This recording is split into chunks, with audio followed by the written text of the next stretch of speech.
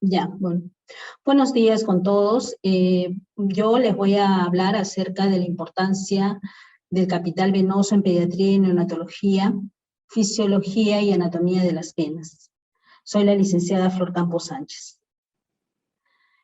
El primer tema que vamos a abordar es la importancia del capital venoso en pediatría y neonatología. ¿A qué nos referimos cuando hablamos de capital venoso? El capital venoso es el conjunto de vasos del sistema circulatorio venoso, tanto periférico como central, potencialmente utilizable con fines diagnósticos y terapéuticos. Este capital venoso debe tener ciertas características. En primer lugar, es único, debemos de elegir nuestra vena, la cual vamos a insertar el catéter. Debe estar, ¿no? Debemos de saber cuál es su fase de desarrollo, cuál es su trayecto. Además, estas venas muchas veces están limitadas, son fácilmente deteriorables. ¿A qué nos referimos cuando es fácilmente deteriorable? Porque las venas cuando son punzadas, se le agredimos su integridad. Y para que se regeneren va a tener muchas veces que pasar un tiempo o muchas veces no se regeneran totalmente. Además, en muchos pacientes vamos a encontrar accesos venosos viables, ¿no? Y de fácil recuperación o que puedan ser fácilmente observables. Estas venas no se reemplazan. Si están dañadas, lamentablemente nos van a disminuir el acceso que tengamos de mayores cantidades de venas. Además, también influye si es un paciente, ¿no?, que tiene muchos ingresos en un nosocomio, un hospital, ¿no? Entonces ha tenido muchas punciones y esas venas han sido más dañadas. ¿A qué nos referimos también acerca de la gestión del capital venoso? La gestión del capital venoso es un nuevo concepto en la atención integral del paciente que recibe terapia intravenosa. ¿Qué quiere decir esto? Nos ayuda a nosotras como enfermeras para tener un mejor acceso y poder administrar nuestro tratamiento. Está basada en la administración adecuada de los recursos vasculares, implica tener un uso conservador y estricto de los accesos venosos, sirve para preservar su integridad y disponibilidad futura. Es por ello que les decía de que tenemos que saber y conocer el trayecto de las venas para poder elegirla antes de pulsarla y no estar maltratándolas. Actualmente es frecuente tener pacientes que requieran tratamientos intravenosos que son de larga duración, ¿no? A veces son antibióticos que son muy fuertes, que deterioran las venas, y con un percutáneo nos va a ayudar a que durante más tiempo pueda recibir sin ocasionar daños como flebitis, ¿no?, alrededor de esta vena. Además, también se puede administrar nutrición parenteral, se puede administrar inotropos, ¿no?, medicamentos cardiovasculares, antibióticos, como les comenté anteriormente, de larga duración. ¿Por qué es importante, ¿no?, que un paciente tenga un acceso venoso más factible? Para darle mayor seguridad al paciente. Si el paciente se siente menos invadido, menos agredido de alguna manera, va a tener una mejor estancia hospitalaria y una mejor confianza tanto en su enfermera como en su médico. Además, vamos a ayudarle a que tenga una mayor calidad de vida, ya que muchos de ellos de repente también tienen tratamientos o son pacientes que constantemente se hospitalizan y necesitan de accesos vasculares. Si nosotros tenemos menos punciones en diferentes torrentes venosos, entonces el paciente va a tener mayor posibilidad de que de que podamos entrar en una vena en una sola intento, ¿no? Además, se va a disminuir los procesos dolorosos, justamente por ello. Se reducen los efectos implícitos para el correcto desarrollo neurológico, ya que si no también se sienten dañados neurológicamente, no quieren venir a sus terapias, no quieren continuar con sus terapias cuando son niños mucho más grandes, o incluso los adultos. También nos facilita a nosotras en la labor, ¿no? Para ya sea en corto, mediano, largo plazo, para poder administrar los tratamientos, siempre empleando, ¿no?, las medidas asépticas correspondientes. Hoy existen pacientes incluso que tienen demasiado dañados sus accesos vasculares y muchas veces por no contar con una vía periférica no pueden recibir su tratamiento adecuadamente y oportunamente. Por eso es que se le denomina que son pacientes desahuciados por falta de un acceso vascular, porque en el momento no se puede administrar cuando se lo necesita, pero si nosotros utilizamos un percutáneo, desde quizás un inicio, vamos a dañar menos venas. En conclusión, la inserción de un catéter percutáneo, de un PIC, en pacientes neonatales, pediátricos, si bien es la responsabilidad de la enfermera en conseguir un buen acceso, por eso es que la enfermera es la encargada de elegir correctamente cuál es la vena por la que va a ingresar, ¿no?, y realizar los cuidados para el mantenimiento del mismo percutáneo, ¿no? Hay que evitar que se desplace para que nos ayude y nos mantenga más tiempo, y si es posible, el tratamiento concluya y sea posteriormente retirado el percutáneo, no antes. Eso es acerca del capital venoso, ¿no?, que hemos hablado. Ahora nosotros vamos a hablar un poco acerca del tema de fisiología y anatomía de las venas y las válvulas en neonatología, pediatría y en los adultos incluso en el punto de inserción. Nuestro aparato cardiocirculatorio y sistema vascular está formado por por el corazón y por grandes vasos.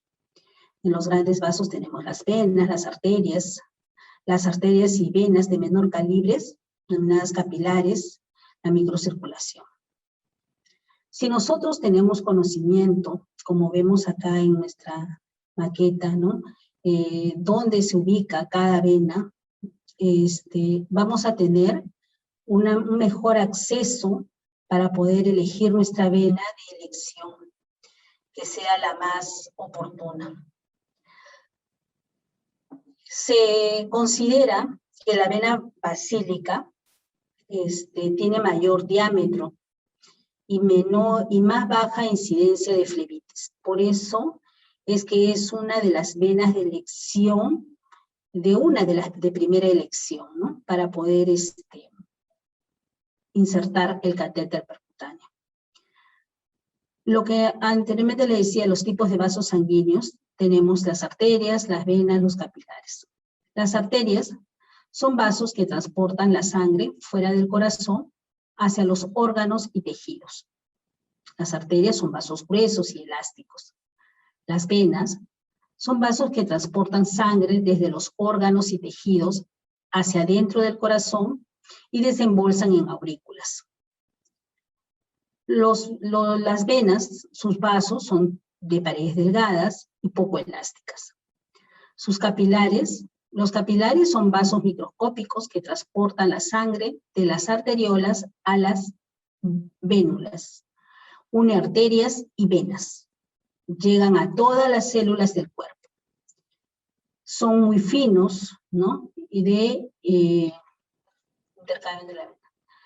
Las venas son vasos sanguíneos encargados de conducir la sangre desde los capilares al corazón. Son vasos de distribución variable, de pared más delgadas y frágiles que las arterias, con mayor capacidad de distensibilidad.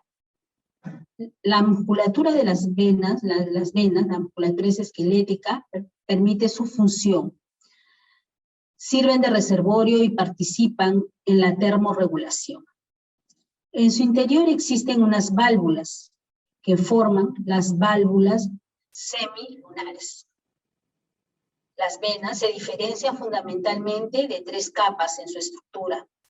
Son interna, media y externa. En la interna tenemos el endotelial, similar a la arteria, pero con presencia de válvulas, ¿ya? Y la media o muscular, que es más delgada, con menos fibras elásticas y musculares. En la externa esas son las que son fibras colágenas, ¿no? Ricas en fibras colágenas. Las venas que están ricas en fibras colágenas. Los puntos de inserción. Para la elección de una vena, para la canalización de un acceso venoso central de inserción periférica, se debe tener en cuenta que debemos proporcionar un tratamiento con seguridad y eficacia. Considerar necesidades emocionales del niño.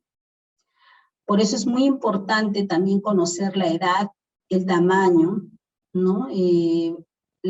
Para obtener una mejor facilidad en la inserción y el acceso a la vena. Es por eso muy importante también conocer la anatomía de las venas, dónde están ubicadas para poder insertar el percutáneo. Las condiciones de las venas. Por eso tenemos que observar, de repente es un paciente que ya tiene muchas inserciones y sería en vano insertar un PIC en un lugar donde ya tiene muchas punciones, porque no vamos a lograr a tener un acceso, ¿no?, viable. Todo esto es, además también el tipo de catéter que estamos utilizando, el número de catéteres de acuerdo a la edad y peso del paciente, ¿no? Todo esto con la finalidad de evitar y minimizar complicaciones que prevengan acerca de la punción venosa. Los accesos venosos, tenemos los sitios de inserción que son los más elegidos, que son la mano, el antebrazo, la fosa antecubital, el brazo que es debajo de la axila. En pequeños que no podemos tener otro acceso, se coge el cuero cabelludo también, y también en muchos casos la pierna, ¿no? Cuando no logramos de repente tener un acceso en los otros lugares. Las venas que más se utilizan, ¿no? Son la digital, metacarpial, la cefálica, la suplementaria basílica, que es la que les decía que es la que tiene la basílica mediana, ¿no? Que es la que tiene mayor elección, porque es de mayor diámetro y tiene menos incidencia en cuanto a la flebitis. Tenemos también la occipital, temporal, la gran safena y la safena menor. En adultos también podemos priorizar las extremidades superiores. En los adultos también, es casi en los adolescentes, ¿no? Que tienen 17 años, 15, 17 años y de adultos más, priorizamos las extremidades superiores. Venas distales, sobreproximales. El límite de la elección se hará en primer lugar, si tenemos una zona que ya está con una flebitis, nosotros tenemos, como les dije anteriormente, que elegir la zona que no tenga una lesión o una flebitis. No canalizar en venas varicosas, trombosadas, en venas ya dañadas. Si se prevén procedimientos intervencionistas, utilizar el brazo contrario a la zona donde se va a actuar. No emplear la extremidad afectada de un paciente al que se le ha practicado una extirpación de ganglios, ¿no? Una mastectomía. Emplear la extremidad no afectada por el ACV, no por quemaduras, o sea, tenemos que tener el mejor acceso, ¿no? Donde se haya implantado marcapasos, no podemos utilizar ese miembro. La elección del miembro no dominante puede ser el diestro, el zurdo, para que el paciente pueda también movilizar su extremidad y pueda dar uso de repente pues utiliza el derecho y puede alimentarse incluso, ¿no? Y no le cause mayores molestias. En todo caso, atender en lo posible las consideraciones propias del paciente, ¿no? El paciente de repente también nos puede decir, este brazo nos está doliendo, este brazo lo utilizo más para hacer mis cosas. Entonces, siempre hay que tener en consideración algunas sugerencias del paciente, ¿no? Aquí en el dibujo podemos ver también dónde están ubicadas las venas, ¿no? La vena cefálica, la vena basílica. Entonces, siempre es importante conocer dónde están ubicadas para poder tener un mejor acceso y saber cuál es su trayecto. Bueno, eso es lo que les quería hacer saber acerca del acceso venoso, de la anatomía, que es muy importante para nosotros mantener un percutáneo para hacer un poco más llevadera ¿no? la estancia del paciente que recibe tratamiento y sea menos doloroso. Gracias.